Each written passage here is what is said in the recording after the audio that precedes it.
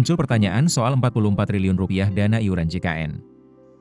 Perhitungannya berawal dari unggahan di media sosial Threads yang menyebut potensi iuran JKN mencapai sekitar 220 triliun rupiah dalam setahun.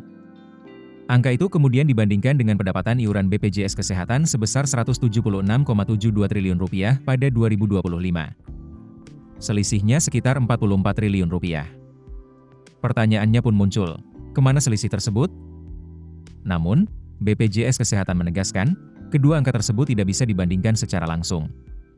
Kepala Humas BPJS Kesehatan Rizky Anugrah menjelaskan, peserta JKN berasal dari berbagai segmen dengan mekanisme pembiayaan yang berbeda. Ada peserta yang iurannya dibayarkan pemerintah pusat, pemerintah daerah, maupun pemberi kerja. Karena itu, angka potensi 220 triliun rupiah yang dihitung berdasarkan jumlah peserta dan tarif kelas perawatan tidak otomatis sama dengan pendapatan iuran yang tercatat dalam laporan keuangan BPJS Kesehatan. BPJS juga menegaskan, selisih antara kedua angka tersebut tidak bisa dijadikan dasar untuk menyimpulkan adanya dana iuran yang hilang. Meski begitu, polemik ini mendapat perhatian dari Yayasan Lembaga Konsumen Indonesia atau YLKI.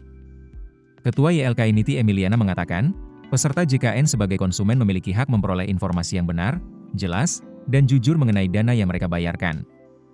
Menurutnya, perhitungan 220 triliun rupiah tersebut perlu diverifikasi menggunakan data BPJS Kesehatan.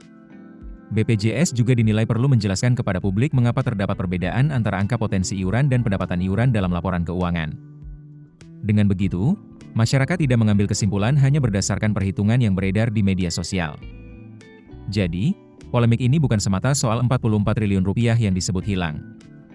Persoalan utamanya adalah apakah metode perhitungan 220 triliun rupiah tersebut memang sesuai dengan struktur kepesertaan, sumber pembayaran, serta mekanisme iuran JKN yang sebenarnya.